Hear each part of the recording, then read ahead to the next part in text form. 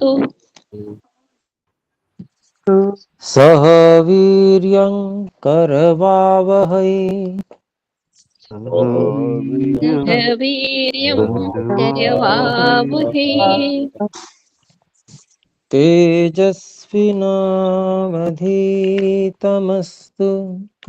तेजस्विनावधीतमस्तु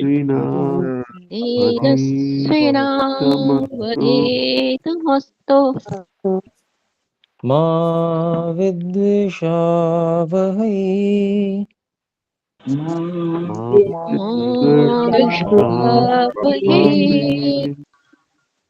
ॐ शान्तिः शान्तिः शान्तिः ॐ शान्तिः शान्तिः शान्तिः। ओम। योग दर्शन के तृतीय विभूति पाद के 13वें सूत्र को हम पढ़ रहे थे। 13वें सूत्र के 2 पैराग्राफ हम पढ़ चुके थे। तो यहाँ तक कोई बात हम में से पूछना चाहें तो कृपया हस्तोत्थापन द्वारा सूचित कर सकते हैं।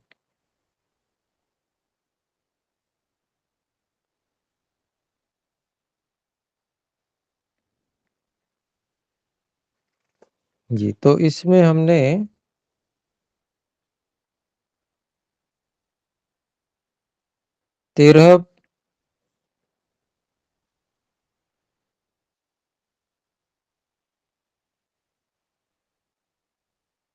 10 और 13 10 भूत और 13 इंद्रिय, इनके विषय में, इन्हीं को भूत और इंद्रिय कहा है, इनके विषय में धर्म, लक्षण और अवस्था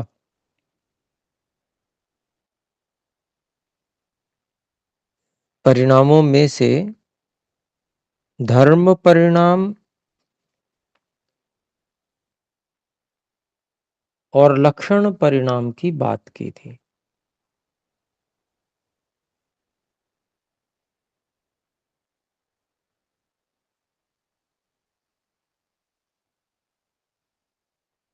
तो धर्म परिणाम में व्युत्थान अवस्था और निरोध, इनका दबना और प्रकट होना।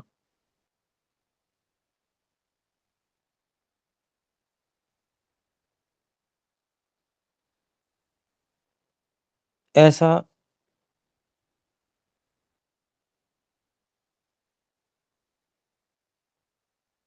इसकी बात आई थी। और लक्षण परिणाम में प्रत्येक के लिए, प्रत्येक धर्म परिणाम माने के व्युत्थान के लिए और निरोध के लिए, दोनों के लिए 3-3 कालों की बात आई थी।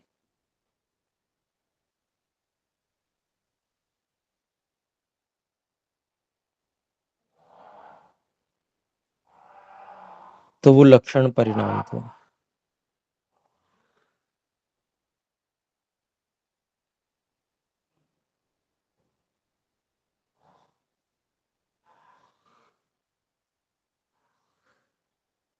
तो अब यहाँ पर हम अवस्था परिणाम के विषय में बात करेंगे। तथा अवस्था परिणाम, यहाँ से हम तीसरे पैराग्राफ से भाष्य आरंभ कर रहे हैं।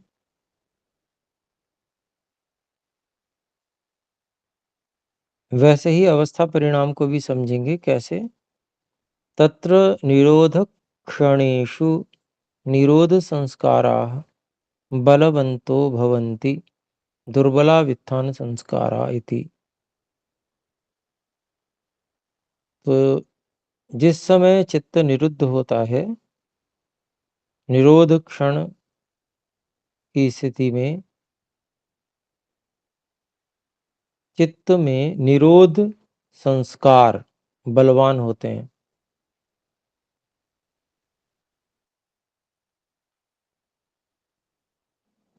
अर्थात निरोध संस्कार और बनते जाते हैं।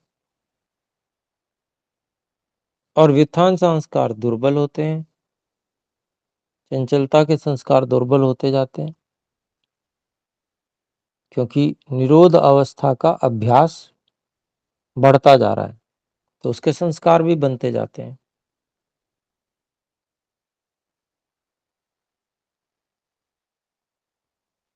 एष धर्माणाम अवस्था परिणामः। ये जो धर्म है उनके अवस्था परिणाम है। धर्म का अवस्था परिणाम निरोध जो धर्म है चित्त का, उसका अवस्था परिणाम है कि उसके संस्कार बलवान हो गए निरोध के। निरोध समाधि लगाने से। आगे कहते हैं तत्र धर्मिणो धर्मः तत्र धर्मिणो धर्मैः परिणामो धर्माणां त्रयाणां नहीं धर्माणां त्रयध्वानां लक्षणैः परिणामो लक्षणानामप्यवस्थाभिः परिणाम इति।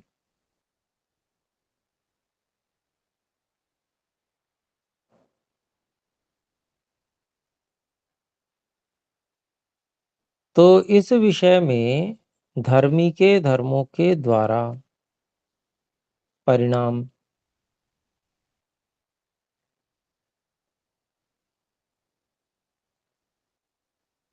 धर्माणां त्रयध्वानां लक्षणैः धर्मों के 3 मार्गों वाले लक्षणों से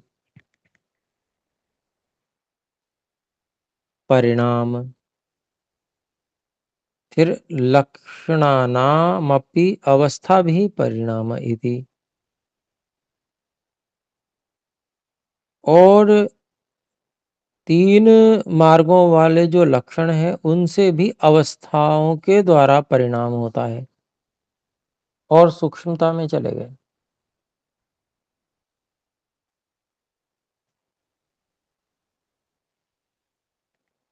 सबसे पहले धर्मी चित्त जो है वह वित्थान धर्म से युक्त होता है कभी, और कभी निरोध धर्म से युक्त होता है।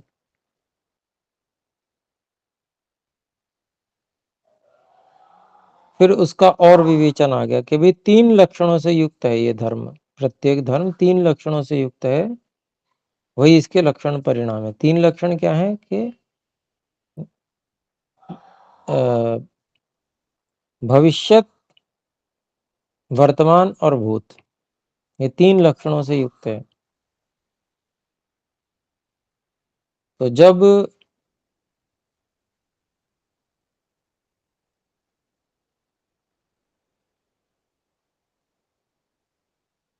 व्युत्थान भविष्यत लक्षण में होता है, उस समय निरोध वर्तमान लक्षण में हो जाता है।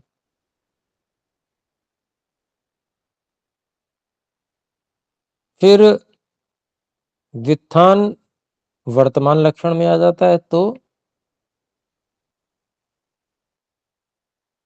निरोध जो है वो अतीत लक्षण में चला जाता है।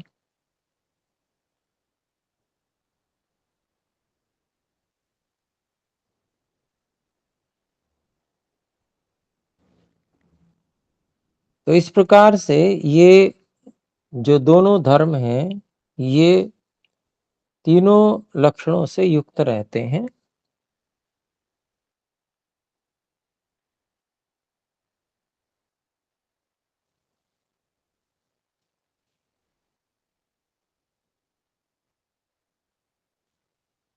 और इन मान लीजिए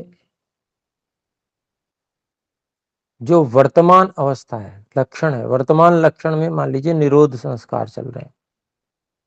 नहीं, निरोध अवस्था चित्त की वर्तमान लक्षण में चल रही है। वर्तमान जो 3 इसके काल हैं उसमें से वर्तमान काल में चल रही है। तो वर्तमान काल में भी जो निरोध क्षण में निरोध संस्कार बनते जा रहे हैं, वर्तमान लक्षण में है निरोध धर्म, उस निरोध धर्म के वर्तमान लक्षण में होने पर जो निरोध के संस्कार और अधिक चित्त पर पड़ते जा रहे हैं,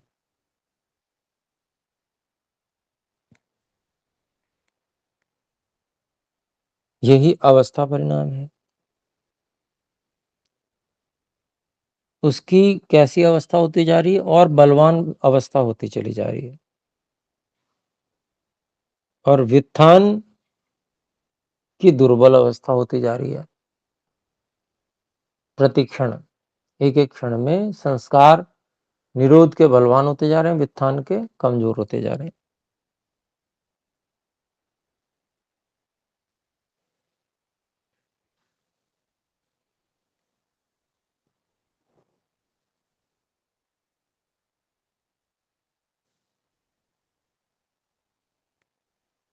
तो आगे देखते हैं।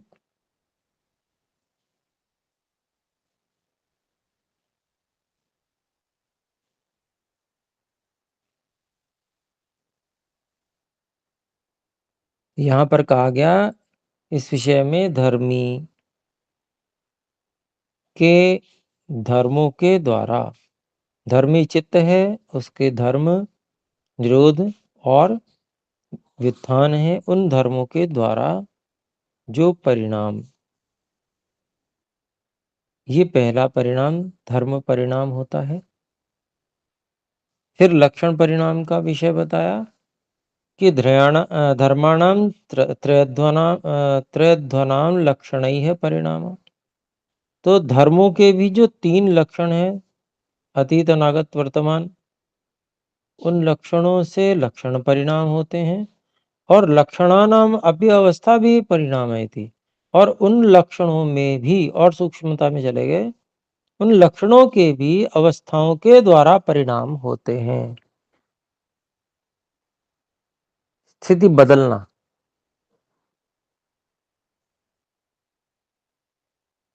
तो और सूक्ष्मता से अध्ययन करने की स्थिति आई। धर्म लक्षण अवस्था परिणाम में धर्म परिणाम जब देख रहे थे तो केवल मोटे स्तर पे देख रहे थे, फिर लक्षण परिणाम की दृष्टि से देखने लगे तो और थोड़ी सी सूक्ष्म दृष्टि आ गई। फिर उसके बाद में जब अवस्था परिणाम देखने लगे तो और भी अधिक एक एक क्षण का, अगले क्षण में क्या स्थिति है, वो सब समझ में आ रही है। एवं धर्म लक्षण अवस्था परिणामैः शून्यम न क्षणमपि गुणवृत्तम अवतिष्ठते। इस प्रकार से धर्म लक्षण और अवस्था परिणामों से रहित गुणों का जो वृत्त है, व्यवहार है, वो एक क्षण के लिए भी नहीं रहता है। चित्त में ही मुख्य रूप से गुणों का व्यापार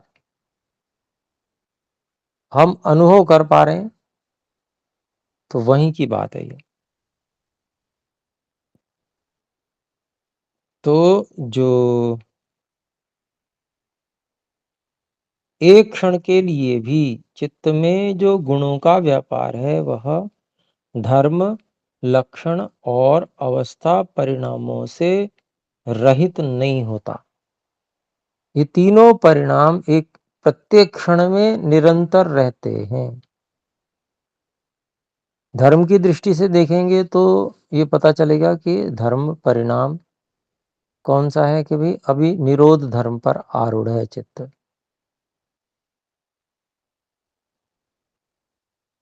फिर समय बीतता गया, सामर्थ्य न्यून हो गई, तो फिर उसके बाद में व्युत्थान में चला जाए, तो धर्म बदल गया, फिर चित्त में अब व्युत्थान धर्म की अवस्था में धर्म में पहुंच गया चित्त। फिर लक्षण की बात आई कि भाई वो धर्म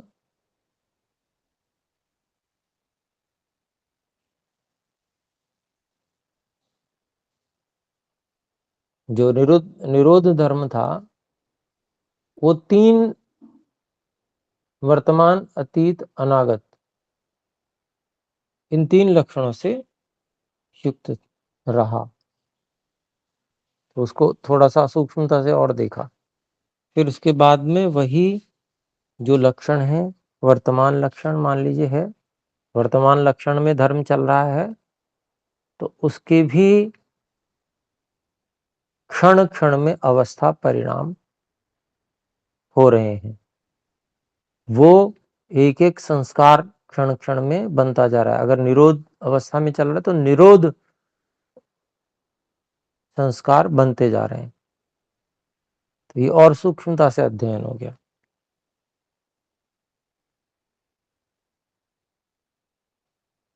तो ये जो धर्म लक्षण अवस्था परिणाम है, ये परिणमित होते रहते हैं, एक क्षण के लिए भी रुकते नहीं है, ये हमेशा चलते ही रहते हैं। ये क्या बता रहे हैं।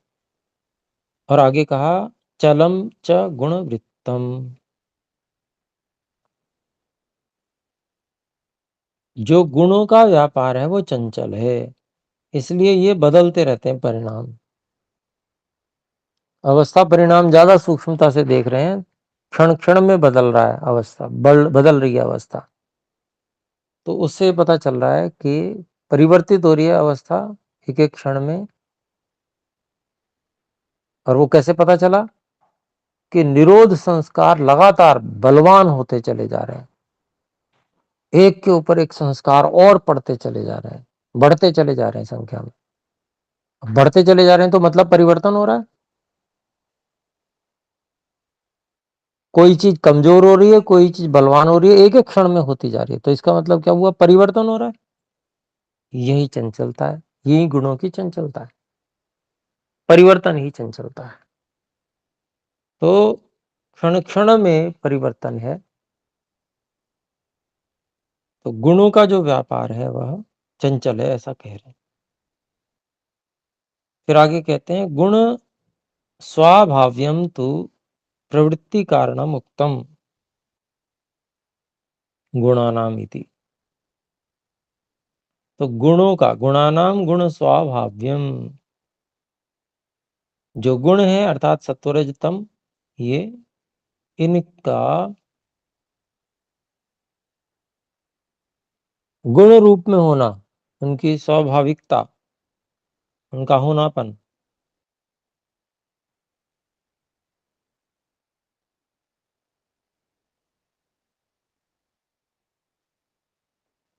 वही जो है प्रवृत्ति कारणम उत्तम, उसी को प्रवृत्ति का कारण कहा गया है। जो ये चंचलता है और प्रवृत्ति है, उसका कारण गुणों का स्वभाव ही है। वो वैसे ही हैं, इसलिए वैसा ही रहते हैं। वो उसी तरह का उनके परिवर्तन उनमें होता रहता है। आगे कहते हैं एतेन भूतेन्द्रियेषु धर्म धर्मी भेदात् त्रिविधः परिणामो वेदितव्यः। तो इसी जो उदाहरण दिया, इसी से सभी भूतों में, इंद्रियों में धर्म और धर्मी के भेद से 3 प्रकार के परिणाम को जानना चाहिए। ये तो चित्त का विषय बता दिया। किसी भी का उदाहरण ले सकते हैं, कोई भी, चाहे किसी स्थूल भूत का ले सकते हैं, चाहे सूक्ष्म भूत का ले सकते हैं।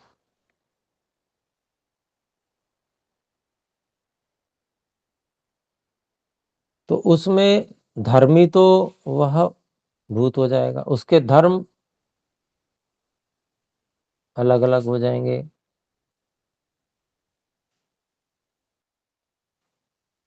और फिर उस धर्म में 3 काल हो जाएंगे,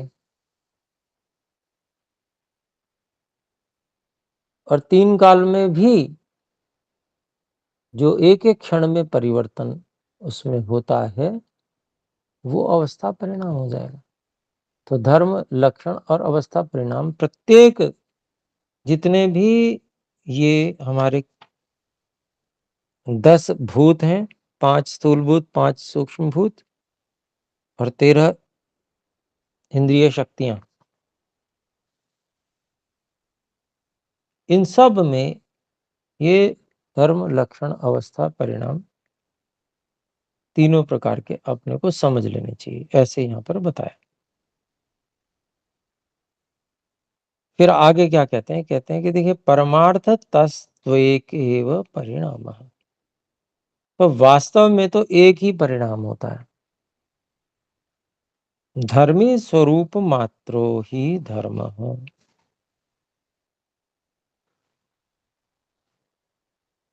धर्मी विक्रियैवैषा धर्म द्वारा प्रपंचयत इति। जो धर्मी, जैसे यहाँ हमने चित्त का पीछे उदाहरण लिया था, चित्त में अलग अलग धर्म, निरोध और व्युत्थान धर्म थे, तो वही धर्मी का जो स्वरूप मात्र है, चित्त का, अगर हम कहें धर्मी चित्त को मान लें अभी, तो जो धर्मी का चित्त का जो स्वरूप मात्र है वही धर्म है। धर्म उससे अलग थोड़ी है। धर्म तो उसी धर्मी में रहने वाला एक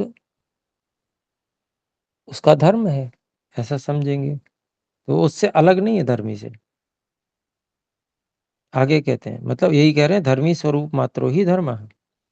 धर्म जो है वह धर्मी का स्वरूप मात्र ही तो है। और फिर कहते हैं, धर्मी विक्रिया एव एषा। धर्मी के परिवर्तन के द्वारा ही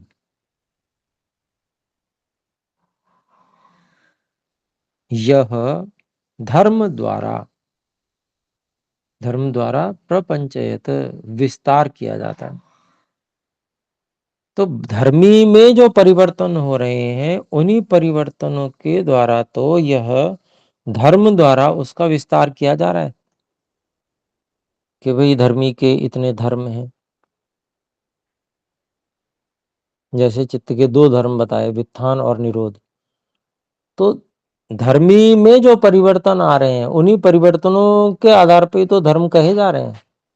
ये यहाँ कहना चाहते हैं कि धर्मी स्वरूप मात्रो ही धर्मः।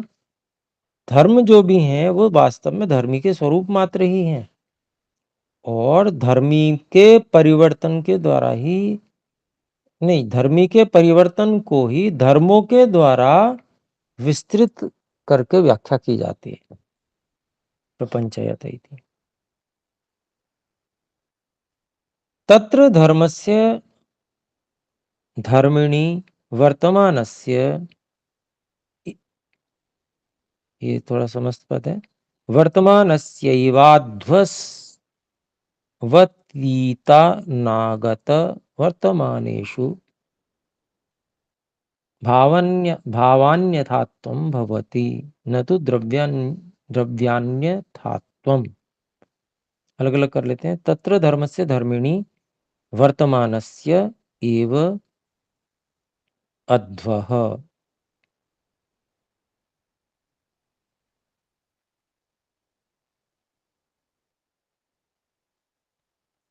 वर्तमानस्य एव अध्वः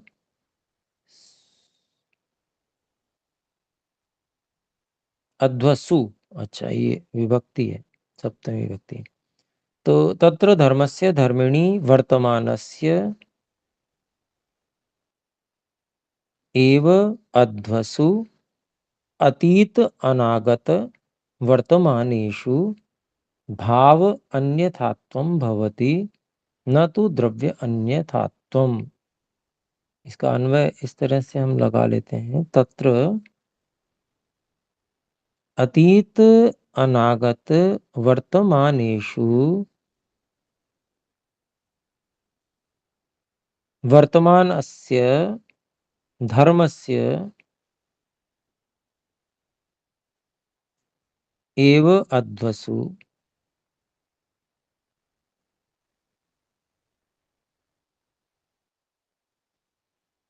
भाव अन्यथात्वं भवति न तो द्रव्य अन्यथात्वं। तो फिर से एक बार बोलता हूं, तत्र धर्मिणी अतीत अनागत वर्तमानेषु वर्तमानस्य एव अध्वसु वर्तमानस्य एव धर्मस्य अध्वसु भाव अन्यथात्वं भवति न तो द्रव्य अन्यथात्वं। तो क्या अभिप्राय हुआ? तो इस विषय में जो बात चल रही है कि धर्मी के परिवर्तन जो है वही धर्म के द्वारा फैला फैला के बोले जाते हैं, विस्तृत करके बोले जाते हैं। उस विषय में जो धर्मी है वह धर्मी भूत, भविष्यत और वर्तमान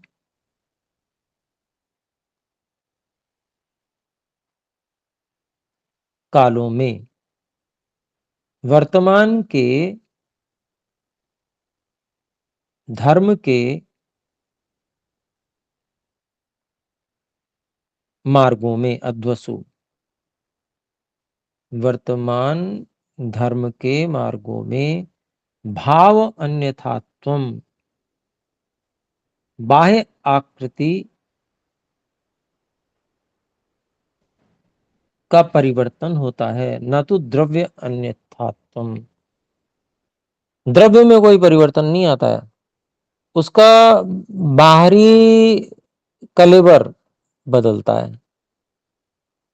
द्रव्य तो वैसे ही रहता है। मान लीजिए जैसे आजकल बच्चों के वो आते हैं जो खेल, मिट्टी एक प्रकार की होती है, तो उस मिट्टी से बच्चे अलग अलग स्वरूप बदलते रहते हैं, कभी कुछ बना दिया, कभी कुछ बना दिया। तो इसी तरह से ये द्रव्य वही मिट्टी है, उस तरह की जो आजकल आती है। तो ऐसा ही समझना चाहिए कि जो धर्मी है उस धर्मी के अतीत, अनागत, भूत, भविष्यत और वर्तमान कालों में जो वर्तमान धर्म के कालों में, जो वर्तमान धर्म का काल है उसमें उसकी द्रव्य की जो बाह्य आकृति में कुछ परिवर्तन आता है, भाव अन्यथात्वं भवति, उसमें थोड़ा परिवर्तन इतना ही होता है कि उसका कोई थोड़ा स्वरूप बदल जाएगा, थोड़ा सा उसमें परिवर्तन। द्रव्य वही रहता है, द्रव्य तो वही रहेगा, लेकिन उसका थोड़ा सा बाहरी स्वरूप, बाहरी कलेवर बदल जाता है, इतना कहना चाहते हैं। वास्तव में जो मूल द्रव्य है वो नहीं बदलता, वो तो वैसे ही रहता है। फिर आगे कहते हैं, यथा सुवर्ण भाजनस्य भित्त्वान्यथा क्रियमाणस्य भावान्यथात्वं भवति न तो सुवर्णान्यथात्वं। उदाहरण भी दे दिया, जैसे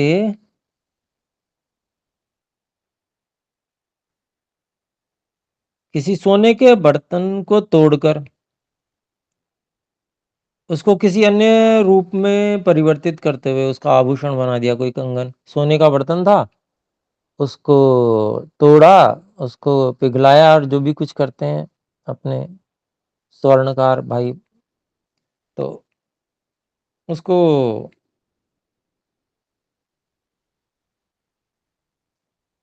कोई किसी को कंगन बना दिया, किसी को जो है कमरबंद बना दिया, किसी को कंठाहार बना दिया, ऐसे। तो उस सोने के बर्तन को तोड़कर अगर अलग अलग आभूषण बनाए जाते हैं तो उसमें भाव अन्यथात्वं भवति, उसमें जो बाहरी रूप रंग आकार है वो बदलता है।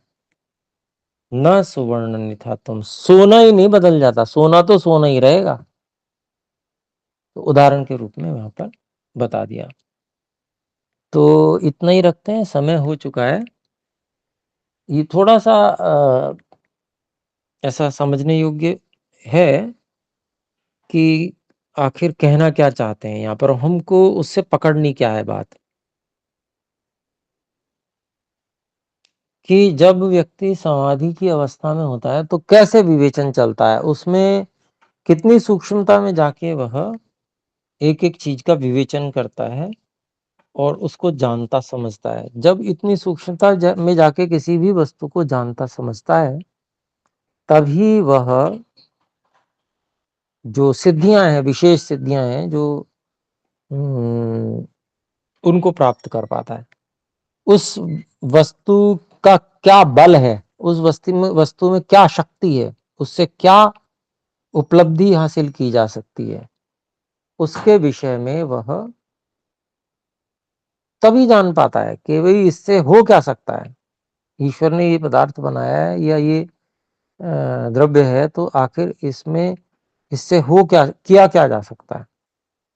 तो वो तभी जान पाता है जब इतनी सूक्ष्मता से एक एक चीज को वह जानता है, और फिर इसी आधार पर वो उससे वैराग्य को भी प्राप्त करके आगे बढ़ता है कि इसमें इतनी ही शक्ति है, इससे अधिक कुछ नहीं।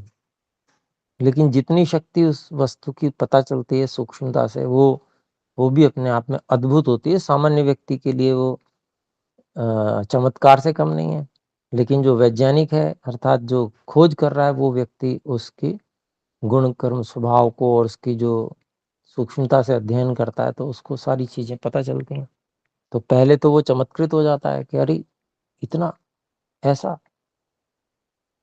फिर बाद में धीरे धीरे उसका जैसे ज्ञान का वो अभ्यासी हो जाता है, तो फिर और उसकी जो न्यूनताएं वो भी पता चलने लगते हैं, तो वैराग्य होता है। वैराग्य होता है तो फिर अगले पे जाता है।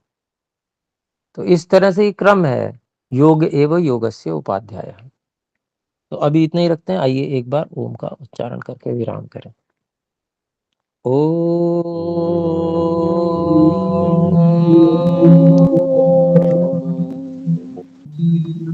सर्वेभ्यो नमः। नमस्ते सभी को गुरुजी, सादर सर्वेभ्यो नमस्ते। नमः। सभी को नमस्ते।